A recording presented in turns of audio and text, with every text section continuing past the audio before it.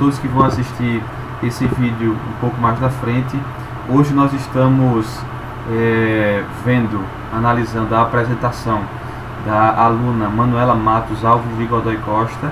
É o projeto Greenbelt Lean Six Sigma para conseguir a certificação de Greenbelt especialista.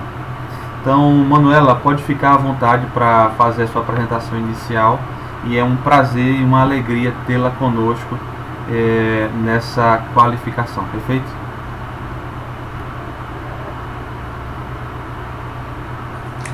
Obrigada, professor Israel. Bom dia a todos, né, que vão assistir futuramente. Vou começar mesmo já falando sobre o conteúdo do meu projeto, tá? O projeto ele teve como foco a implantação da metodologia na minha empresa, a empresa familiar, né, minha e do meu esposo, uma empresa de pequeno porte, mas eu decidi aplicar nela, buscando aí uma ampliação do faturamento. Então, para trabalhar com uma meta bem definida, né, o título do projeto ficou Ampliação do Faturamento Médio Mensal da empresa Drop Piscinas em 50%, no prazo de 2 anos. Então, primeiro, vou contextualizar um pouco sobre a empresa, né? É uma empresa daqui, de Pernambuco, Recife, Pernambuco, e atua no mercado aí desde 2013, no setor de limpeza e manutenção de piscinas, e vem passando por um contínuo processo de inovação e crescimento, apoiado pelo desenvolvimento de um conjunto de competências e de sua mão de obra, sempre focados na satisfação dos seus clientes. Como visão, a empresa estabelece ser reconhecida como empresa líder no mercado de Pernambuco em seu setor de atuação, com compromisso de aperfeiçoamento contínuo de seus serviços e rentabilidade dos negócios. Essa empresa ela foi conduzida pelo meu marido de 2013 a 2018, e aí no início de 2019 eu passei a também contribuir, assumindo o cargo aí de gerente de melhoria contínua, e também com muito foco em atendimento ao cliente e captação de novos clientes, né? Então, quais são os serviços, né, que nós prestamos? A gente presta serviço de manutenção e limpeza de piscinas,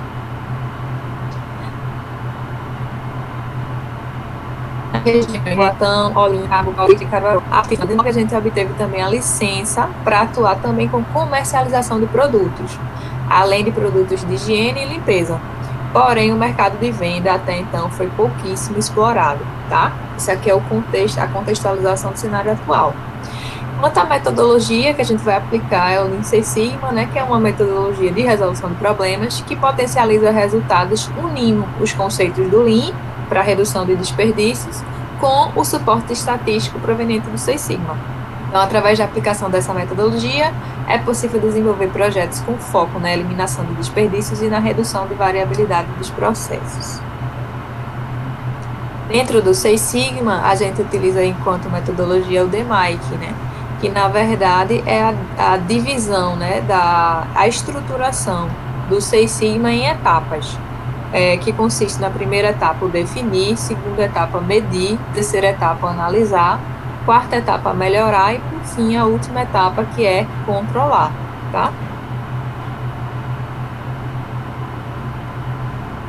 Então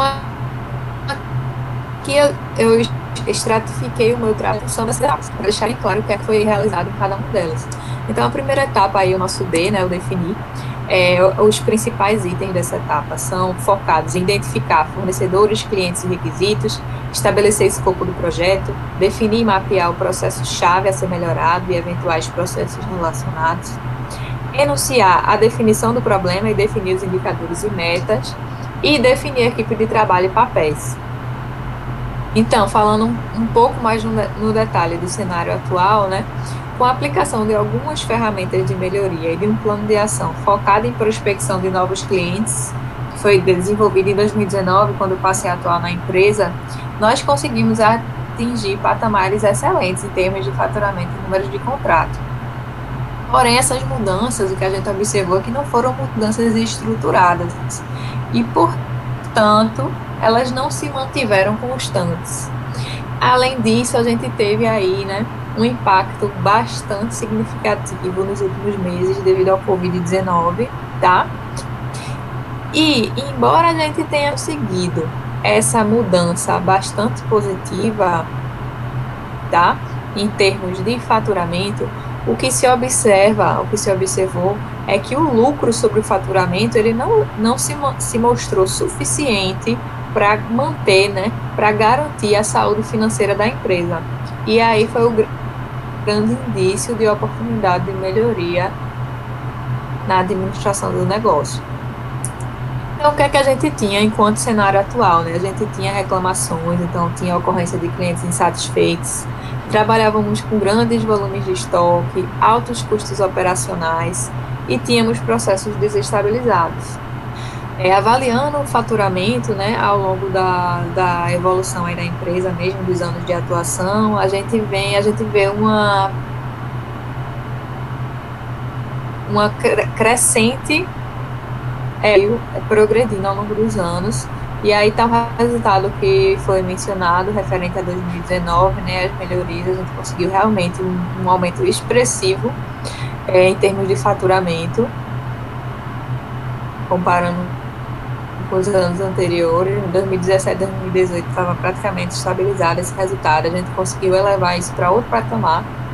Mas se avaliarmos 2020, né, o ritmo de 2020, considerando aí o resultado dos primeiros meses do ano até maio, a gente vê que estamos em tendência de voltar ao patamar de 2018, tá? E aí, olhando no detalhe, né, esse comparativo entre 2019 e 2020, a gente vê que o início do ano de janeiro ainda foi bastante positivo, e depois a gente já teve uma queda aí significativa em termos de faturamento. E para piorar mais ainda com o cenário do Covid, aí está detalhado, né, a partir de abril, o impacto em termos no faturamento da empresa. Então, quais seriam os nossos objetivos futuros, tá? Para se manter competitiva no mercado e assegurar a saúde financeira da empresa, a Drop Piscinas enxerga como essencial a necessidade de aumentar consideravelmente seu lucro sobre o faturamento atual, além do faturamento bruto. Então, eu preciso elevar o meu patamar de faturamento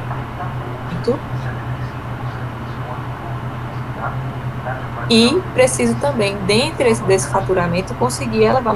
Para estabelecer com precisão qual é que é a meta desse projeto, né, a gente utilizou algumas ferramentas de análise e melhoria. O que é que eu quero futuramente para contextualizar meu cenário? Eu preciso de clientes satisfeitos, zero retrabalho, trabalhar com baixos estoques e baixos custos operacionais, além de ter aí uma estabilidade nos meus processos para garantir que esses resultados sejam a longo prazo.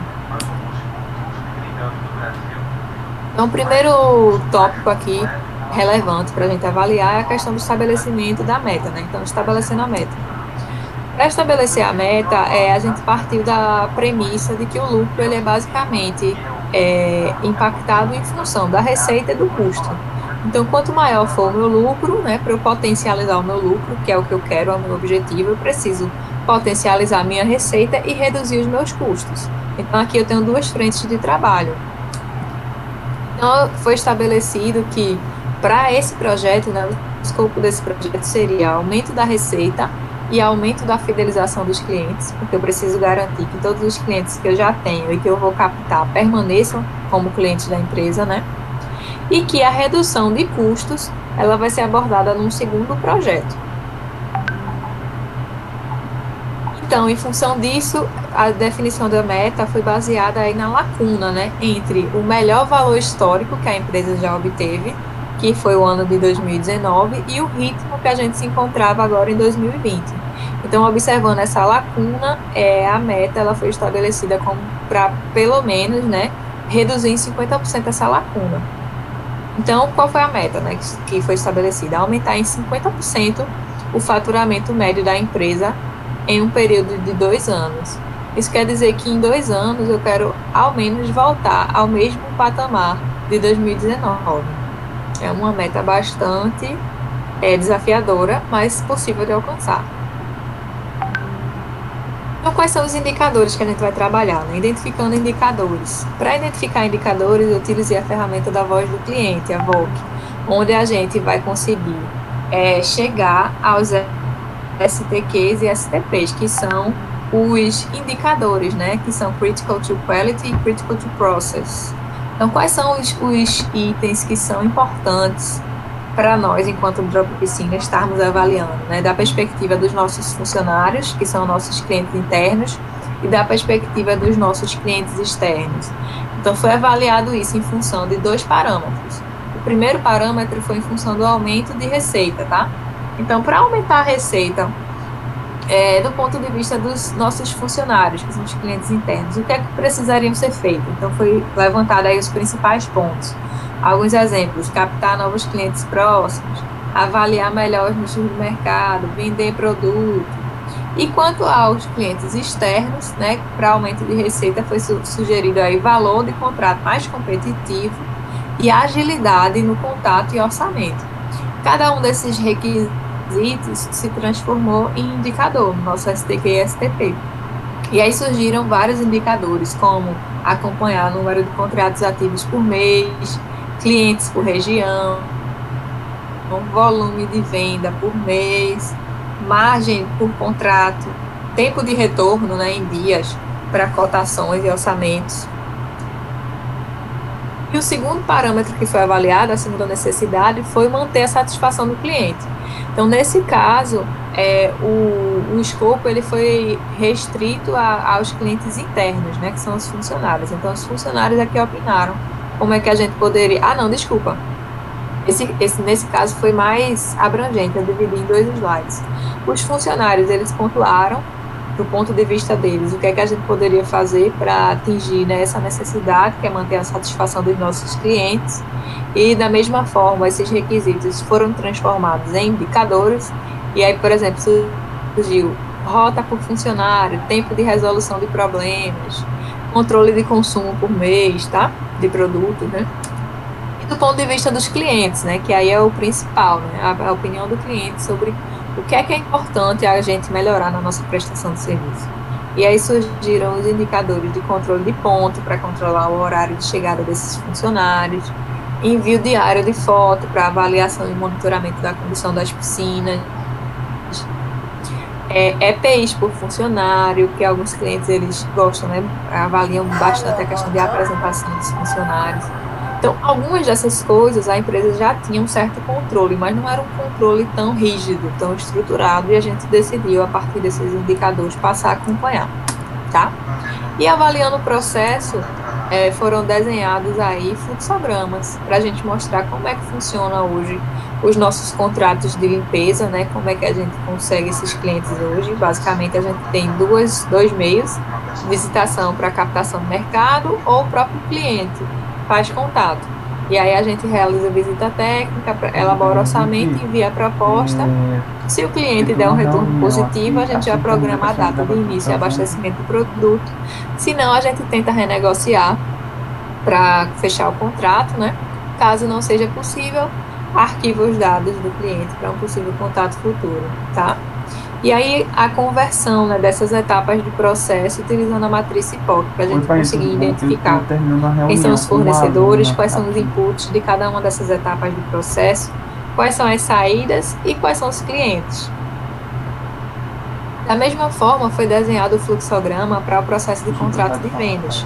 Isso aqui é um processo que ainda não funciona, né, de fato, então, na verdade, é um fluxograma de como vai funcionar, baseado no que a gente tem de experiência e no que a gente tem hoje de informação, tá? E da mesma forma foi desenhada a matriz CIPOC para esse processo de vendas.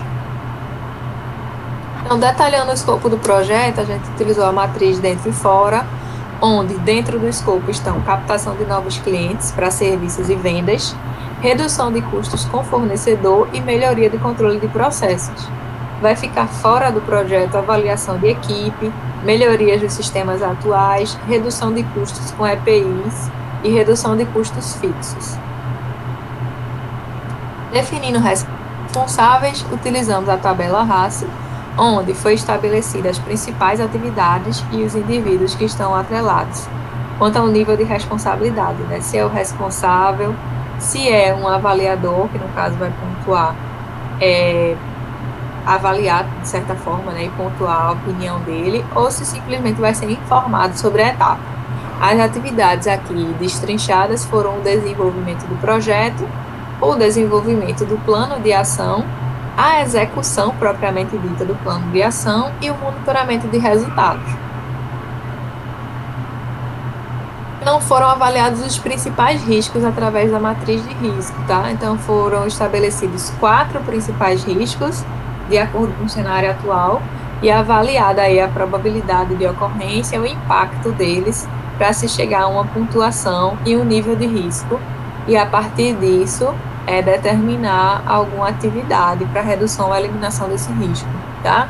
Os 4 principais riscos foram priorização de outras atividades, né, dentro da rotina da gente, a gente acaba deixando o projeto, de certa forma, de lado. Os impactos do Covid serem prolongados, isso daí é um risco bastante elevado que vai impactar no desenvolvimento do nosso projeto. Perdas de clientes atuais é um risco que existe, que eu não posso correr, eu preciso realmente minimizá-lo, né?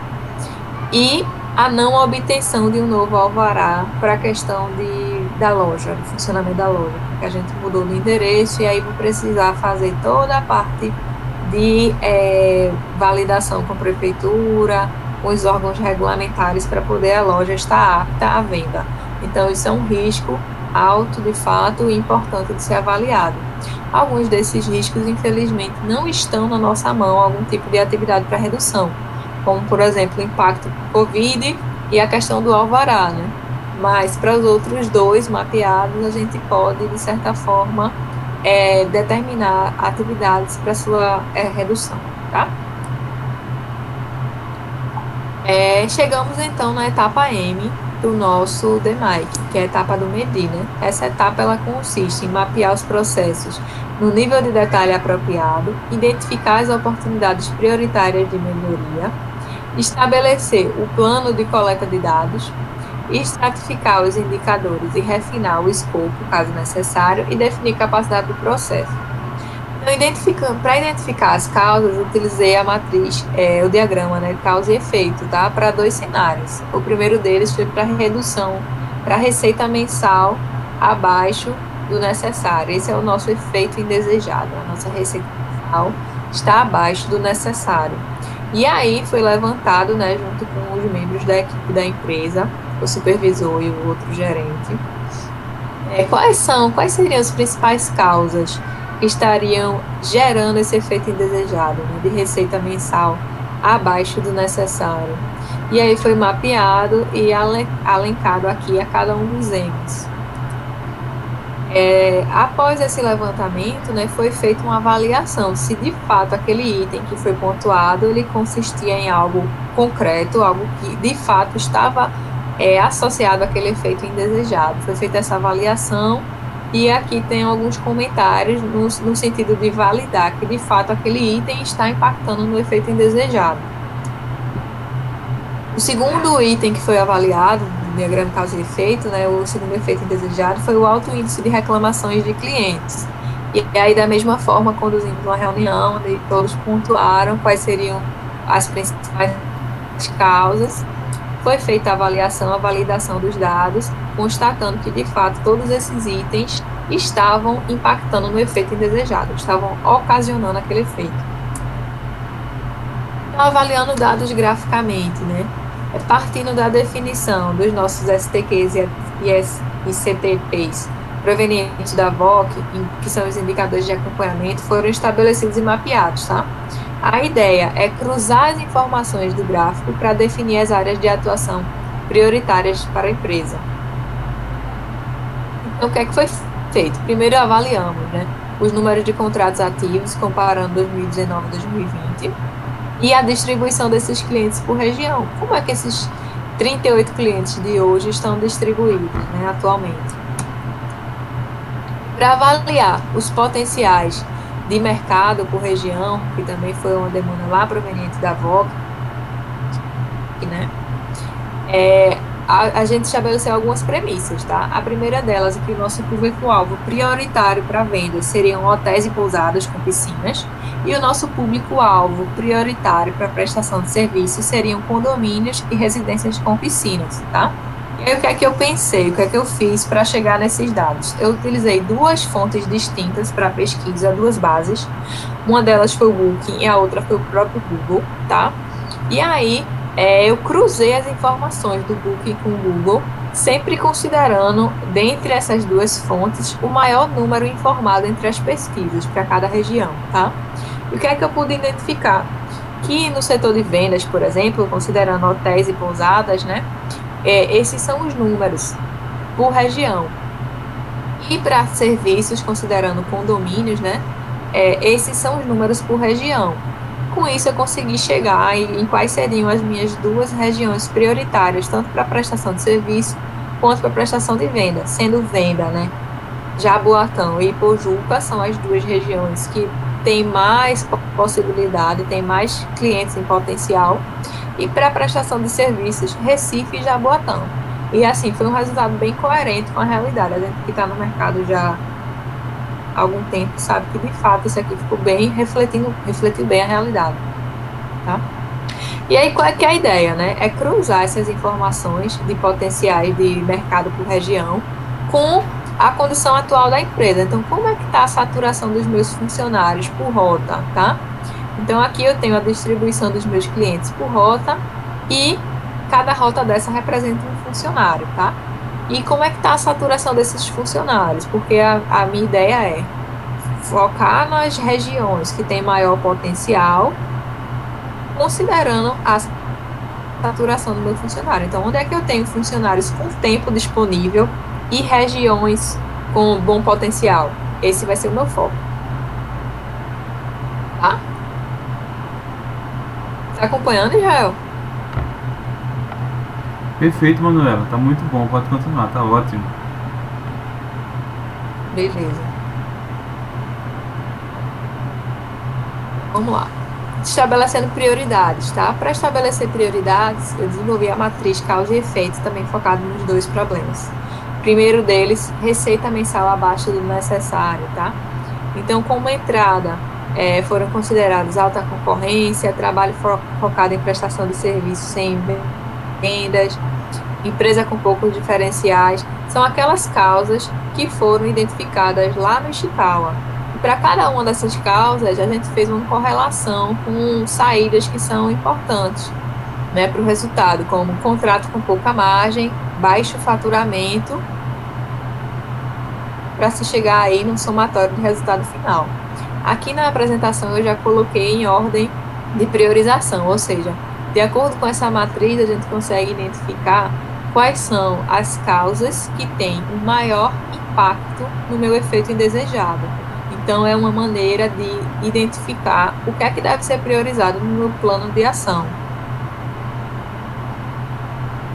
Aqui está a mesma matriz para o problema de alto índice de reclamação de clientes. Da mesma forma, a gente já mostra aqui a matriz com a ordem de priorização, com esse mesmo intuito, identificar quais são as causas que têm maior impacto sobre o efeito indesejado.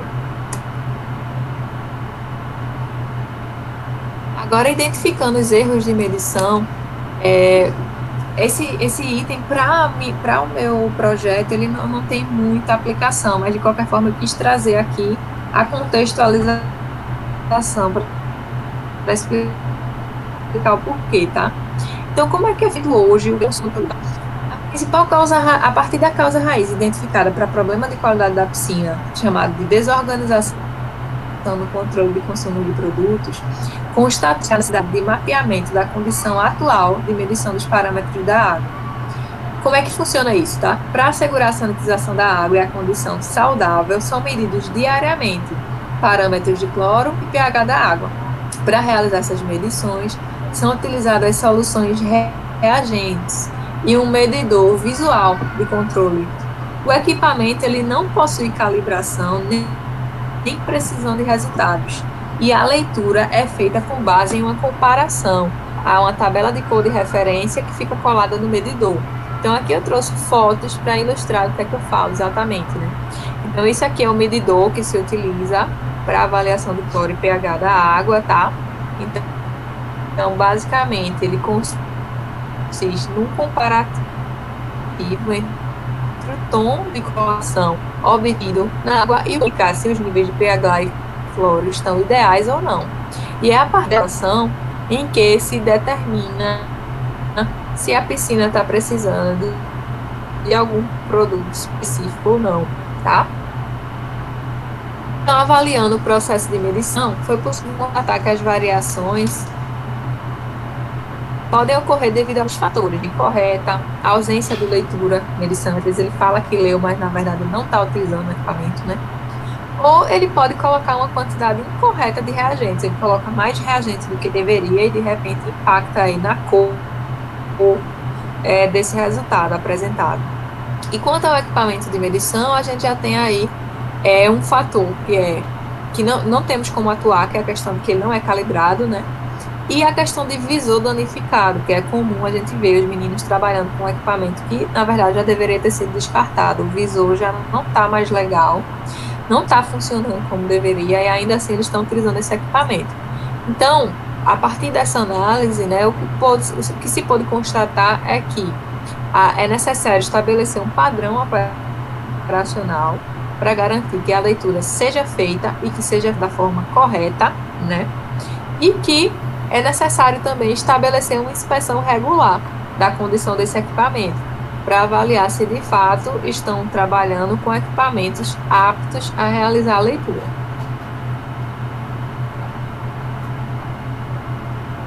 Então, avaliando a eficiência do processo. Aqui, aquele mesmo fluxograma do processo atual para serviço de limpeza e manutenção, olha, o que estaria aí agregando valor, de fato, ao serviço, né, dentro desse escopo. Então, basicamente, aí seria os serviços que são realizados, de fato, na água, né, então, passar a peneira para remoção de sujeira superficial, adicionar produto e ligar o sistema de filtração. Esses outros passos, eles não teriam, de fato, não seriam atividades necessárias, mas que não agregam valor.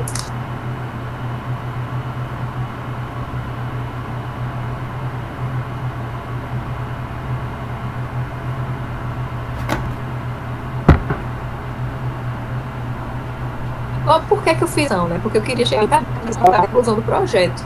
E para isso, eu decidi utilizar o PCE, que é o indicador de eficiência de ciclo de processo, né? Onde eu vou comparar o tempo de valor agregado com o lead time total de execução do serviço, né? Do processo. Como é que eu fiz isso?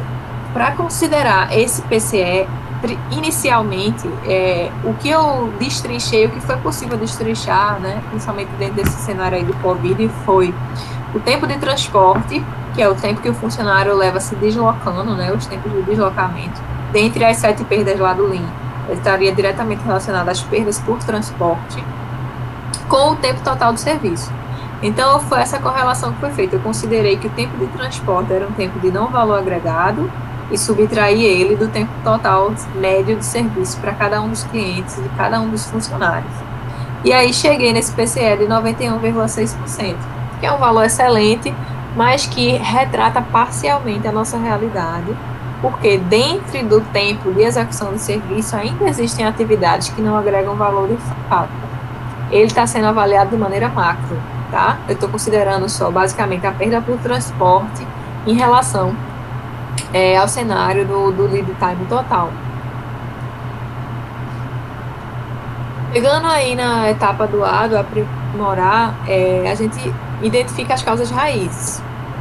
Para isso, a gente partiu lá do Ishikawa e detalhou quais seriam a causa raiz através dos 5 porquês, tá? Então, para cada uma daquelas causas identificadas, foi desenvolvido 5 porquês, para aqui nesse slide, para a questão da receita mensal abaixo do necessário, chegado na causa raiz, e aqui para o alto índice de reclamação de clientes, também chegado na causa raiz. Para cada um desses itens, foi estabelecido no plano de ação, que a gente vai ver mais para frente, ações, tá? Então, analisando modos de falha, foi desenvolvido o FEMEA, tá? Focado em cada uma das etapas do processo. Então, para cada etapa do processo, foi identificado qual a sua função, né, qual a função dessa etapa, quais são os principais modos de falha, efeitos de cada um desses modos, severidade, ocorrência e detecção, ou seja, quão sério qual a probabilidade de ocorrer e qual a probabilidade de ser detectado previamente esse modo de falha, né? E a partir disso foi estabelecido o índice de risco para cada um dos modos de falha. Aqui está para o processo de limpeza, cada uma das etapas, e o plano de ação que foi desenvolvido, né? Aqui já também em ordem, não, desculpa, não está em ordem crescente não, está seguindo a ordem lógica das etapas do processo. E aqui a mesma avaliação para o processo de vendas. Então, a partir de cada etapa do processo, foi identificado os modos de falha, chegado ao índice de risco através da avaliação de severidade, ocorrência e detecção, e estabelecido aqui, para cada modo de falha, a ação necessária para neutralizar. Com isso, a gente chega na etapa I, que é o improve, né, o melhorar, onde a gente define o plano de ação. Então, o meu plano de ação ele foi detalhado, né, através do 5W2H, onde todas essas ações provenientes do FEMEA, provenientes do 5 porquês, provenientes até da voz do cliente também, foram lá destrinchados, tá? Eu acrescentei algumas colunas para tornar o material mais rico.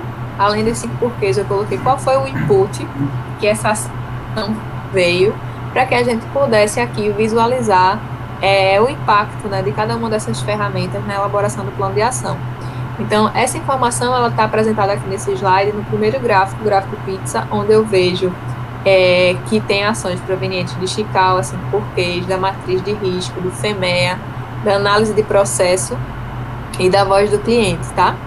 Dentre essas ações, eu classifiquei entre ações prioritárias e outras. A priorização foi baseada nas matrizes de risco e também no FEMEA, tá?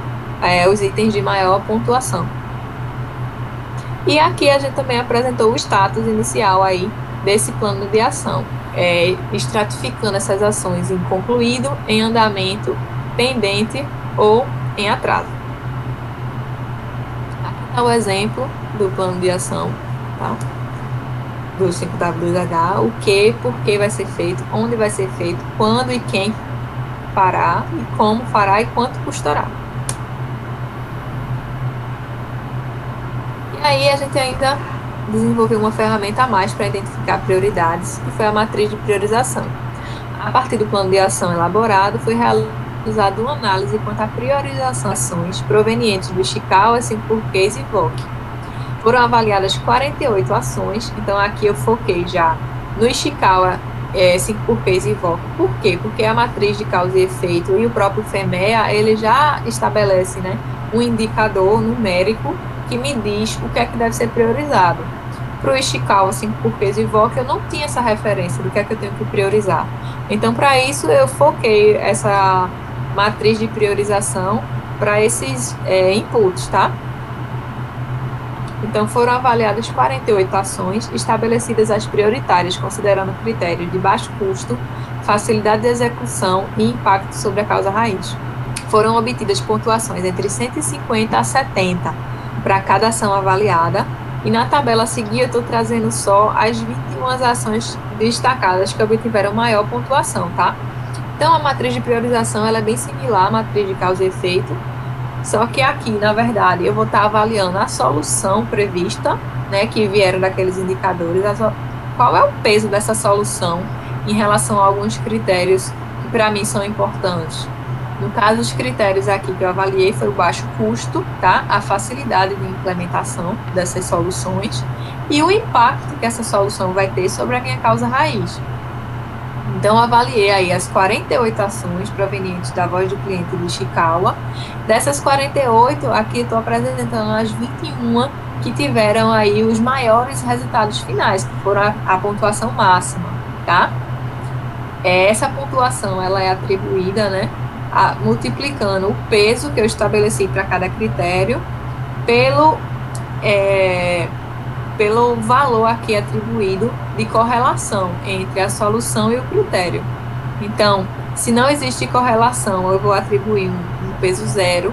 Se a correlação é fraca, o peso é 1. Se ela é moderada, o peso é 3. E se ela é forte, o peso é 5. isso a gente chegou na etapa do controlar, onde eu vou determinar padrões do meu processo. Eu já estou, né, na implantação do ação. Então, eu estabeleci agora um processo futuro para o meu serviço de limpeza e manutenção, através do fluxograma que eu trouxe esse processo, onde acrescentei etapas para tornar o procedimento mais completo para assegurar essa qualidade na prestação de serviço. Com isso foi desenvolvido aí um padrão operacional, a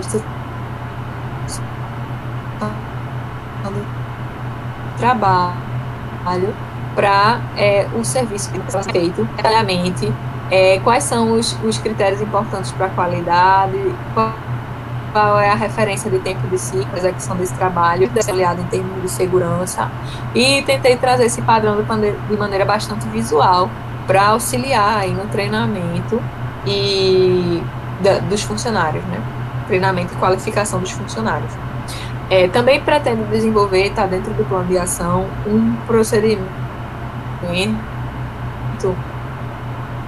específico para a qualidade, que vai consistir na medição da instrução do trabalho, que é a realização da medição do nível de pH e cloro, para enfatizar a questão da condição visual do equipamento, para enfatizar a questão de como essa medida deve ser feita, tá? Eu vou também desenvolver um padrão operacional para vendas, para o processo de vendas. Eu trouxe esse slide aqui para não esquecer, que vai ser desenvolvido. Não foi feito ainda porque a gente ainda não começou de fato a executar, e eu quero tornar ele também bastante visual, mas já tem um desenho de como vai ser o padrão, tá? E aqui tá o fluxograma também para um processo específico que é de entrega de produtos, que é uma fonte aí de preocupação e de reclamação nossa, e o controle de processo que foi definido para essas entregas de produto. Estabelecendo controles. Esse aqui eu trouxe, na verdade, como uma possibilidade, proposta de Poca-Yoke, mas até o momento não identifiquei nada dentro dessa condição de prestação de serviço, né, de como é que seria. Mas vou manter aqui, porque caso seja identificado, por exemplo, quando estiver executando o processo de vendas, eu vou acrescentar. E chegamos finalmente na monitoração dos resultados, gente. Então, aqui temos o monitoramento do plano de ação, que é feito através de um dashboard simples, onde acompanha o status das ações. Aqui já está atualizado com a data de hoje, né? Então, percentual de ações concluídas, em andamento, pendentes ou atrasadas, não tem nenhuma atrasada, estão todas dentro do prazo. E dessas ações concluídas, como é que é a estratificação? São 7 concluídas, das quais 6 foram prioritárias e uma se quadra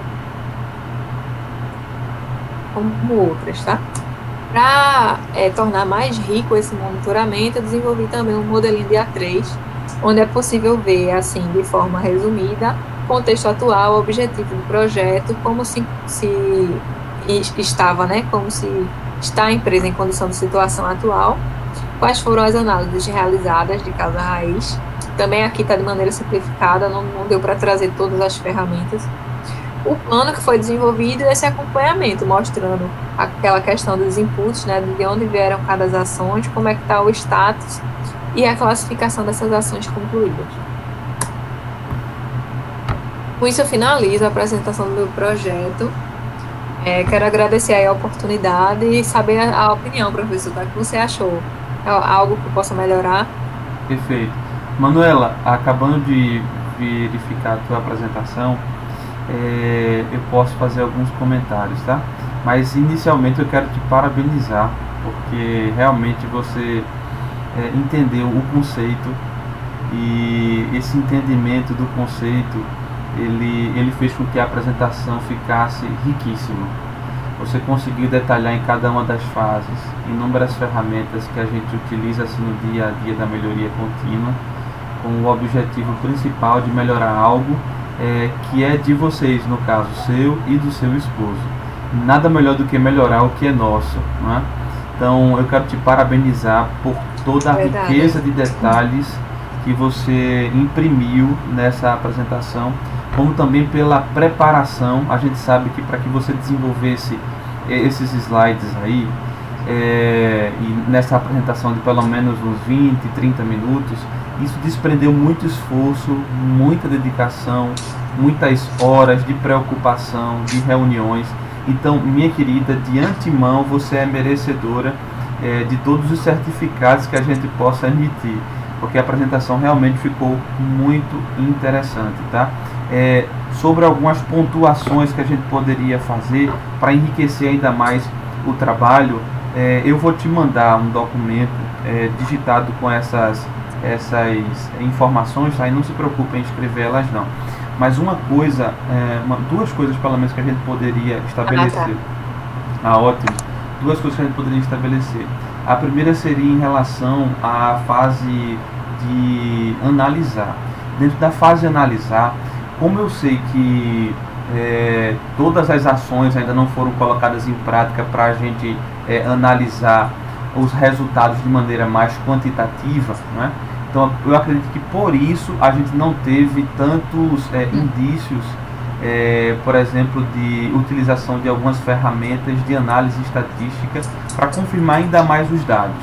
Isso não é uma crítica negativa para o trabalho, não, porque eu sei que isso não foi feito porque o projeto ainda não foi implementado por completo, então seria até quase que impossível fazer tudo isso, tá?